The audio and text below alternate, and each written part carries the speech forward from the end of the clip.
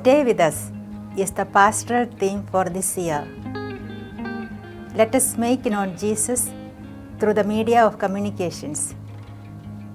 Let us ask Jesus to stay with us in all our life situations.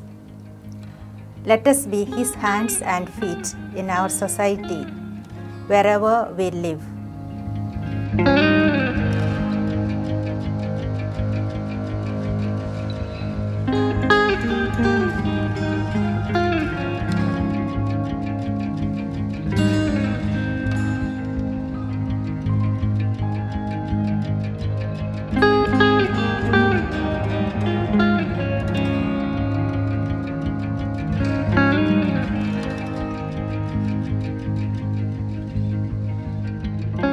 Creativity is the lifeline for vibrancy.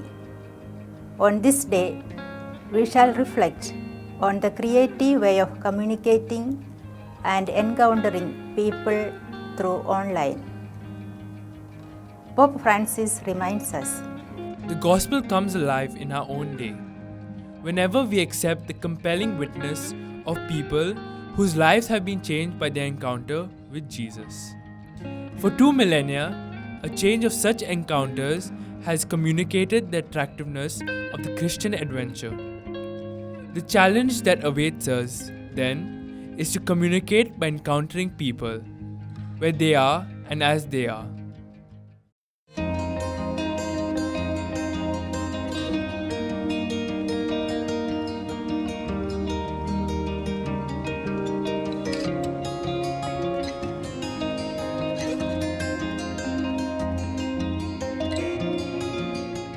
we shall now listen to the experience of Sister Michelle Matthias. Sister Michelle is a member of the Daughters of St. Paul. She holds the post of Registrar at NISCOT, New Delhi, and is currently pursuing her PhD from Sharda University, Noida. Hello everyone. Today I'm going to talk about creative ways of communicating and encountering people online. When we are out there in this world, we need to remember one important thing. You are the only Jesus someone might ever see, encounter, or come face to face with. So that should channelize how you communicate and encounter people, whether online, whether in real life. So then, how can we be creative witnesses online? And there is just one answer for that. And that answer is love. If you put love in everything you do, it somehow will reach to the other person. Let's take a look at some of the points that will help us to be creative online and with love. These might be simple tips that you might be doing in your ordinary day life. And it's the same thing that we need to carry online, but all with love. The first point, the way we talk. Simple, that's the most important way we communicate, whether it is in real life or whether it is online. The language we use, the words we utter. We can cut people with our sarcasm, verbal bullying, we can pull them down, we can spread gossip, we can do many things. What we need to remember is that let's talk good things, share good things, respect others in our conversation on media. The second thing we need to remember is the way we are present to the other. We are so busy at times on our mobile phones that sometimes we fail to listen to our family members. At other times, it could be a friend who is poor and is desperately in need of us, especially in these COVID times. That is a very important thing. We need to reach out in help if we are able to reach out to, and also help others to have their faith. Now, if you're a blogger or you're tweeting, try to remember as much as possible, tweet good things. Tweet for justice, tweet for kindness, tweet something that will spread goodness around. There's already enough damage in the world.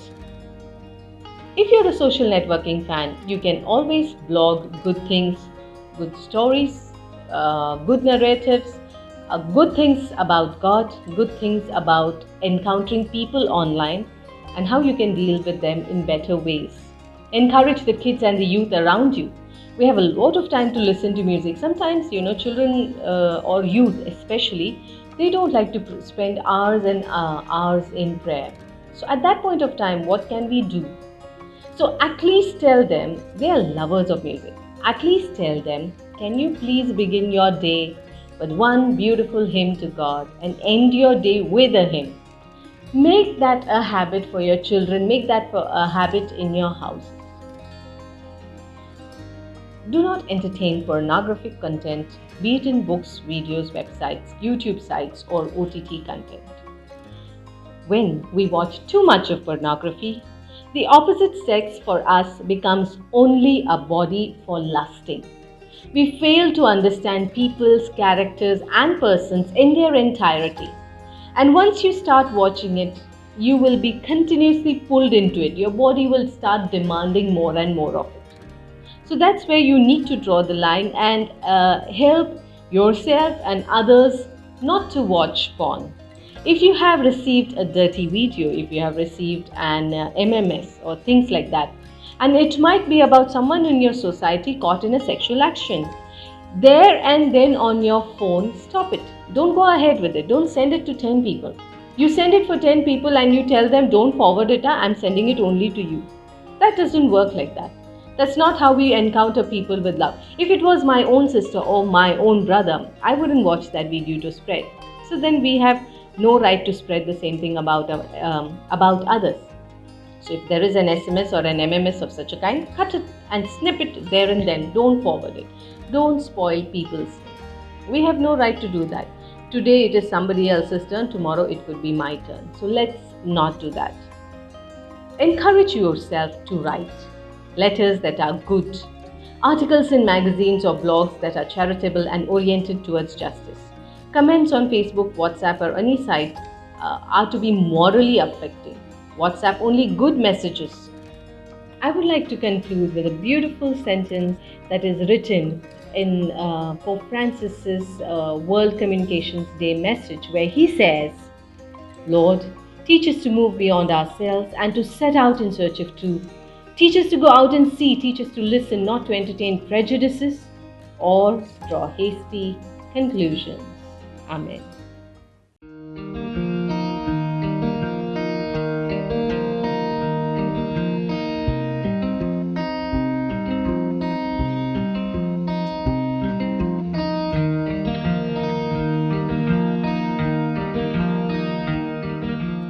Lord, teach us to move beyond ourselves and to set out in search of truth.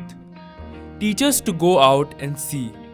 Teach us to listen, not to entertain prejudices or draw hasty conclusions. Teach us to go where no one else will go, to take the time needed to understand, to pay attention to the essentials, not to be distracted by the superfluous, to distinguish deceptive appearance from the truth.